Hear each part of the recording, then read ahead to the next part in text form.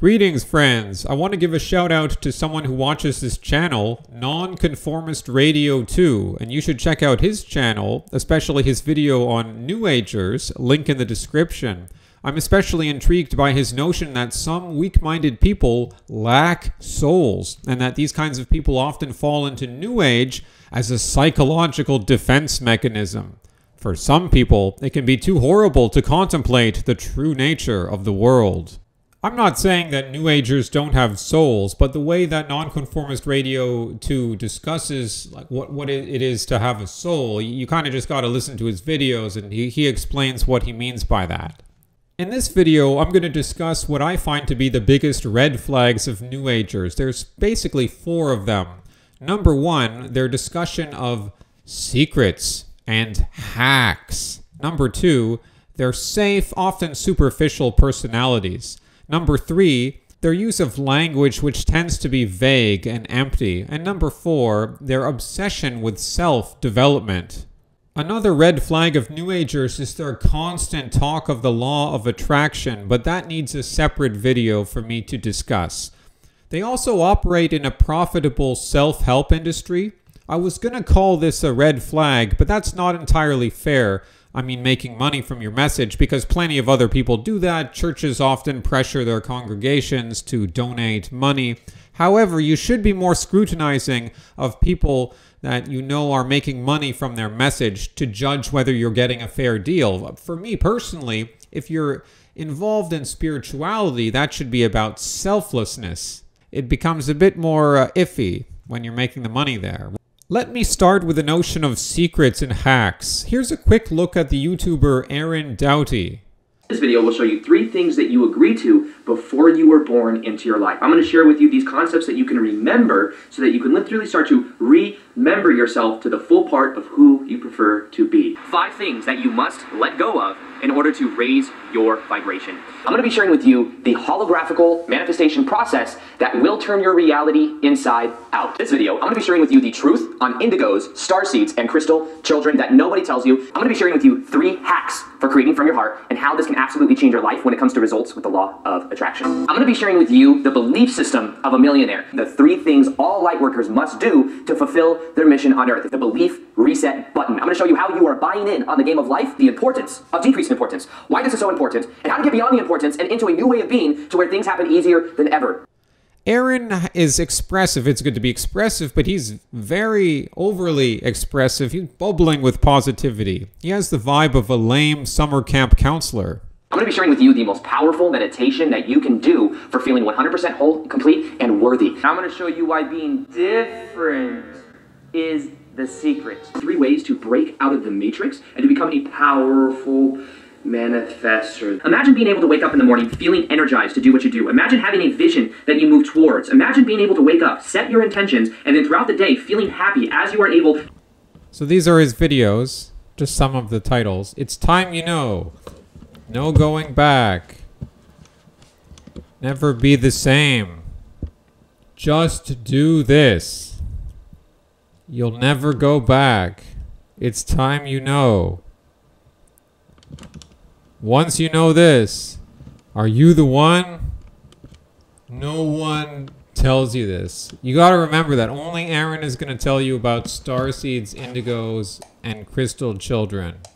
You know, indigo is a dye from India that the British exported a lot of. Just do this. So we've seen that before. So he has a lot of the same titles that he repeats. Works like magic. He has a lot of stuff like works like magic. My favorite one is just do this. I mean, come on, man. That's a huge red flag. Just do this. Life is just this simple. Well, no, man. Life is not just that simple. It's time you know. Are you one? You're special. You're from a different star system. Just go win. Life is a game. It's yeah. Yeah, everyone wants to win the game. How I did it. Raised my vibrational what? His free vibrational frequency? Yep. That's not very predictable. I mean, that's just my guess. That's, you know, who knows what he actually was saying there, but magic is real. Oh boy. You just need magic. You don't need any higher power. You don't need morality. You don't need ethics. You don't need to look around at the world. Just do this. It works like magic. No one tells you this. That's all you need. It's just that simple. And you must do this. Listen. See?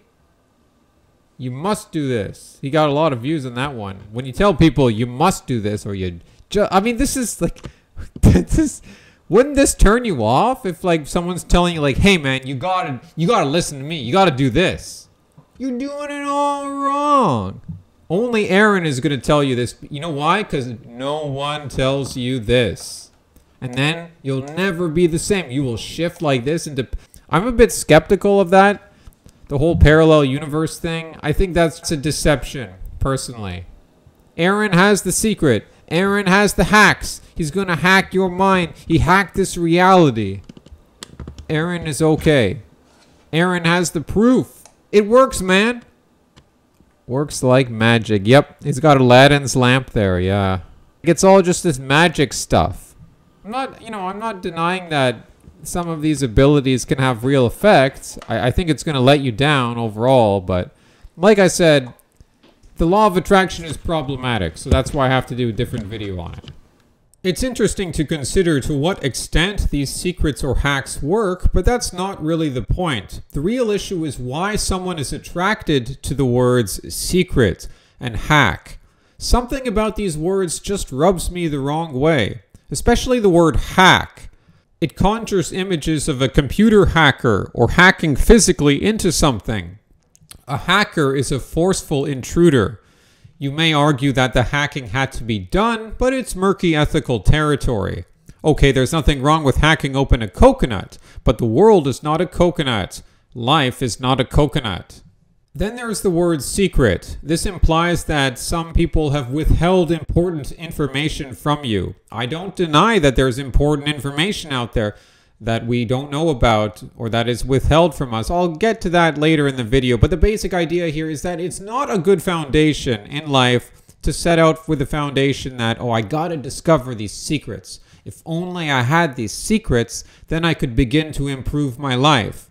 No, you already know what you need to know deep down in your intuition. Live a good life, live morally, read history. If, for example, search for knowledge, and then you'll come to knowledge which, when you communicate it to people, may seem like a secret because how else would they know about it? But there's no secret there. You just followed your passion. You found information which was hard to come by, but it wasn't exactly cut off from you. Seek and you shall find.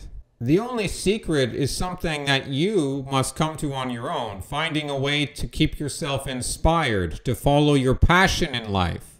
I think everyone can agree with that, New Agers included. But then that means there is no real secret. You already know what you have to do. And I don't mean to get into your higher self and how your higher self knows best for you, because this is just another New Age concept that you can chase and chase forever, regardless of whether it is a real thing. It may very well be a real thing, but you can just chase that forever. What I mean is just using common sense and your intuition.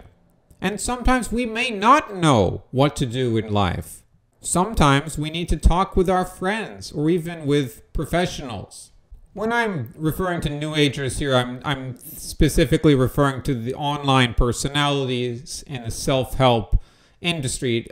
I mean, a lot of what I'm saying can apply to the New Age people who follow them, but specifically when it comes to the self-help industry, it's about feel-good stuff. Not always, but a lot of it's very overly positive, feel-good, but that's not what a real person you can trust would do. These New Agers have to put on the impression that everything is going well for them in life. And yes, I'm overstretching it a bit. They do acknowledge their problems. Often I find they came from a troubled past. Nothing wrong with that. Despite this dark history some of them may have come from, they're all about this positivity now. They're all about raising your vibration, all this stuff. And I mean, again, raising your vibration is a vague term. I've repeated it myself in the past. I was heavily influenced by New Age philosophy. If you look at my earlier videos, I was influenced by Gnosticism. Now I'm moving more towards, I guess what you could say is, proper Christianity in my thinking. But I think it's quite clear if you look at these channels like Aaron Dowdy, Koi Fresco, Vishuddha Das, or Crystal Arignani, who's associated with Koi. They talk about their wonderful journey in life, their constant journey of self-transformation. It makes you think like, yeah, it's working for them. I want what they have. I'm going to listen to them because there's nothing wrong with that. We often want to learn from successful people, but it's superficial. It's safe. It's based on a lot of wrong stuff. I just think they got it wrong on some of the issues. I may still be heretical from a Christian standpoint when I say earth is hell. I may still be a heretic in certain regards. But I think that nobody has any secrets in life because otherwise you wouldn't be human, or at least you wouldn't be on earth. You would be far away from this place. Now there's wisdom, but you get wisdom from living life. That just takes living through the years. You can't just access that right away. You can take all this, nowadays I go through YouTube and there's just stuff about DMT and these, what are they called? The machine elves. Oh, the machine elves. They taught me all these wonderful things. And yeah, there's entities out there.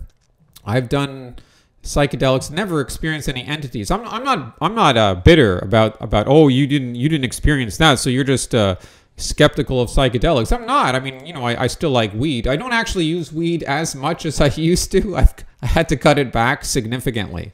But anyways, one interesting thing, I'm kind of going on a tangent here, but I was watching this guy describe his experience with the machine elves, and they told him that, oh, there's no good and evil. There's no, that's just, and they had this sort of condescending view of humans. And of course, I'm giving a condescending view here, but these machine elves are kind of looking down at humans, and then they're telling them, oh, there's no good and evil. And I just thought that's a huge red flag on its own. There's no good and evil. So you think pedophilia is, that's just something that happens for whatever reason. There's no real evil force in the world. And this is something we'll get to very soon in this video. The denial of the dark side of existence within humans or on Earth. So when it comes to the superficiality and the safety, if that's a way of describing it, of these New Agers. I discussed Aaron. He's safe. I've discussed Koi. No point going over him again. He's associated with Crystal Arignani, another New Age YouTuber. Mantras, for those who don't know, are sacred sounds spoken out loud or in your mind, but it is most effective when you say them out loud. And these sacred vibrations can welcome in protection and abundance and bring you closer to divinity and really just make your life better in abundance comes from God the Father. It doesn't come from you. Every single way. They raise your vibration and can bring you to states of bliss and ecstasy and love. So if you don't have mantra... Why do you want to reach bliss and ecstasy? That's not really a state of being you should aim for. We should aim for happiness, but ecstasy? Bliss? That's like what you get from drugs. This particular mantra, Om Namah Shivaya, is a Shiva mantra. And when we're chanting this, we aren't chanting to a god outside of ourselves or this blue man on the mountains. If that helps you, of course you can. But we're actually chanting to the divinity which is already within us. So we are not separate from God. We are one and the same. Shiva is consciousness. Everything is... No, this is exactly what I talk about in my video, The Problem with Pantheism. She's a pantheist. She denies the existence of God. She's saying, well, if you want to believe in God, that's fine. She does not believe in God the Father. So she is forced to believe in consciousness and herself because it's all she has. You're essentially alone. It's a horrible, lonely thing to consider. God is your creator. He created everything. He created the heavens. He created the earth. He created you. So to reduce God to just consciousness of which you are the same thing is it's just a disappointment. Even this physical world, Shakti, is a form of Shiva. Shakti and Shiva are one. So what I like to keep in the back of my mind in my awareness during this meditation is I merge my awareness with the divine. We are one. So while I chant, sometimes it's kind of a sexual thing. It's like satanic sexual union between the male and the feminine, this sort of blending. She has a book called The Goddess. It goes, the goddess was all about a sexual cult. That's what the goddess was. She was worshipped for thousands of years. She was like embodying a sacred prostitute. I'm not making this up. There were actually temples where prostitutes were sacred and men would go and have sex with these sacred prostitutes. That was viewed as a divine ritual, that it was looked upon as a good thing. And then maybe people would agree with that, but I mean, I just think that's intuitively, that just seems wrong to me. So again, she's not talking about all that stuff, but I'm telling you that's where these practices and beliefs come from. They come from the goddess, which is a form of Satan. Because I'll be doing the chanting 108 times, so you can just sit in meditation and chant along with me if you'd like. Or if you have your own mala beads, prayer beads, we will be chanting 108 times. And 108 times she's going to chant. Hold on a second. What does it say in the book of Matthew? Chapter 6, verses 6 and 7. But thou, when thou prayest, enter into thy closet, and when thou hast shut thy door, pray to thy Father which is in secret. And thy Father which seeth in secret shall reward thee openly. So in other words, you don't need to make... I'm not saying she's doing a mantra here, which is maybe a little different from praying to God. It's similar, but basically no need to do this and show people. That's lesson number 1. Lesson number 2, in verse 7, is more to the point here. But when ye pray, use not vain repetitions, as the heathen do, for they think that they shall be heard for their much speaking.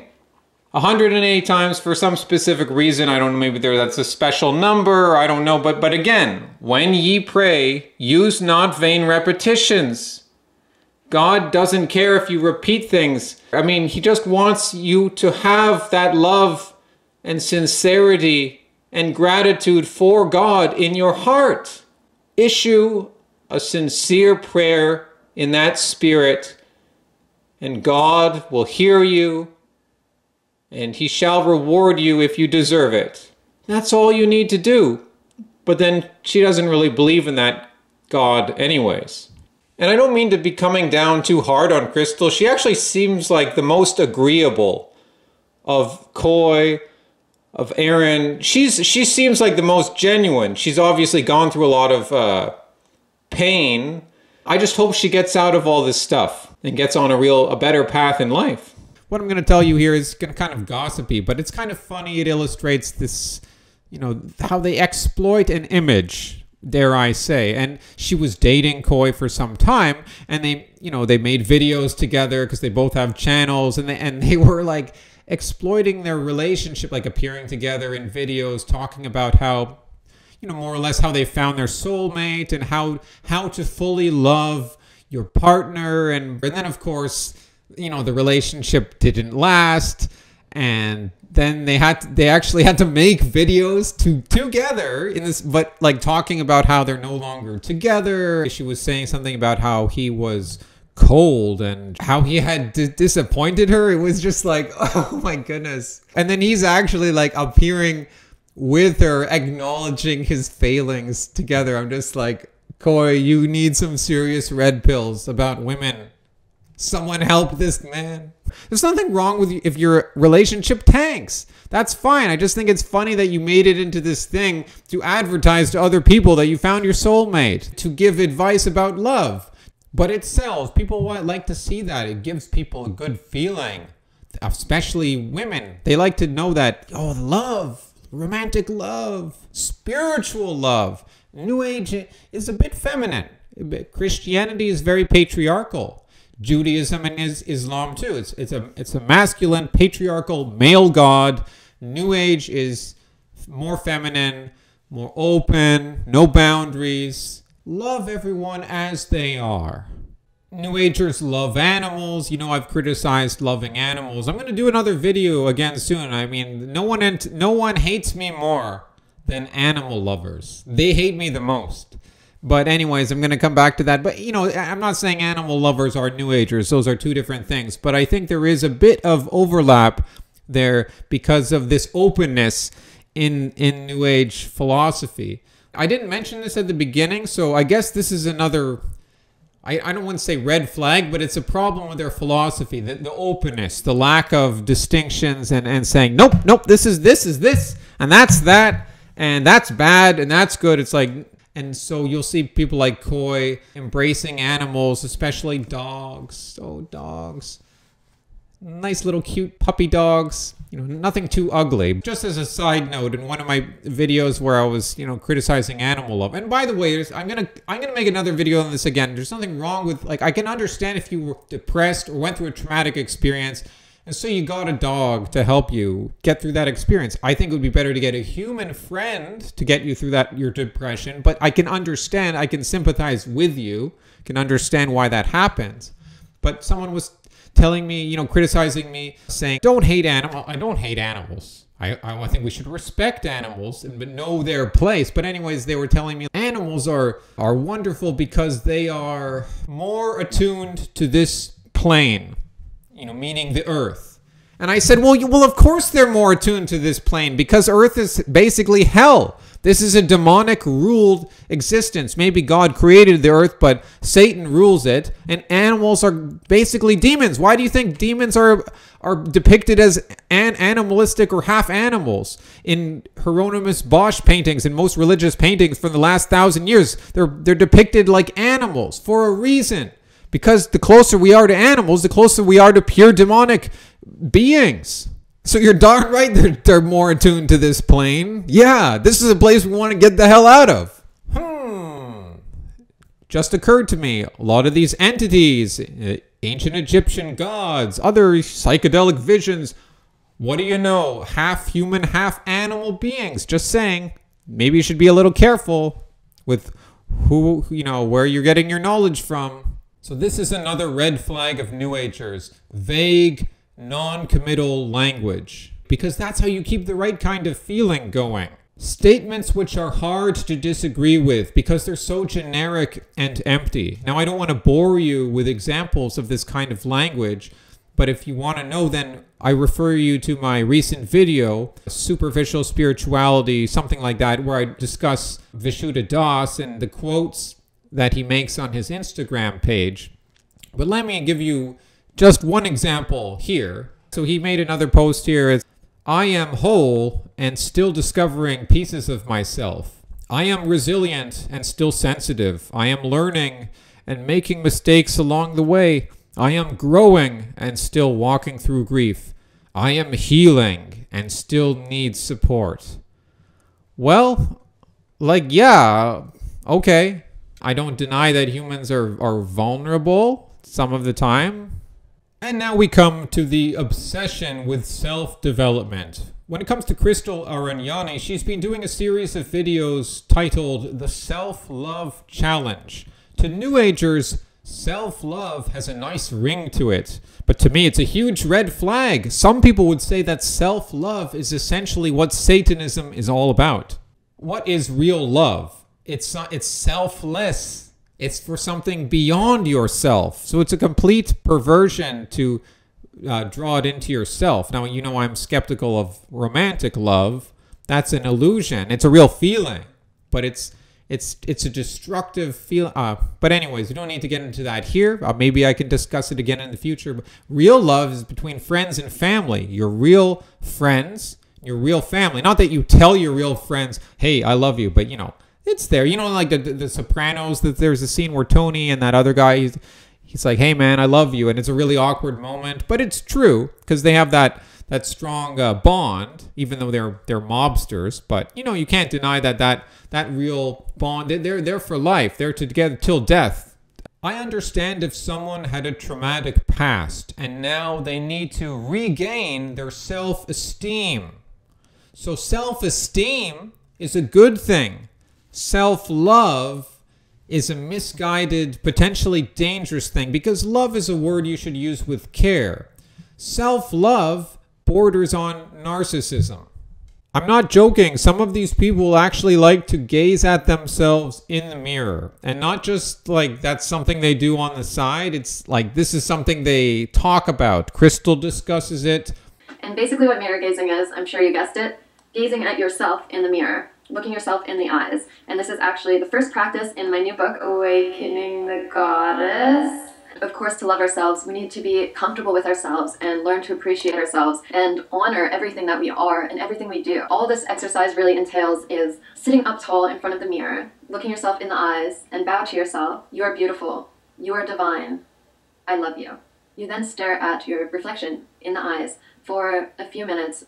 If you go to Aaron Doughty's website, there's a big picture of him staring at himself in the mirror. Like, you could argue it's for building up your self-esteem. Besides being narcissistic, I also think it's unwise for other reasons, because mirrors are unstable. They can act as portals into other dimensions. A mirror is for doing what you have to do as quickly as possible, and that's it. Shave, brush your teeth, and then you can leave. When I go to the bathroom in the night, I try not to look at the mirror because it's kind of creepy. There are certain practices where people will spin around to disorient themselves, then look into the mirror in this disoriented state, and they claim to have contact with entities. Maybe that's what you're looking for, but that's obviously not something that these New Agers are discussing. They're not really into the dangers of mirror gazing.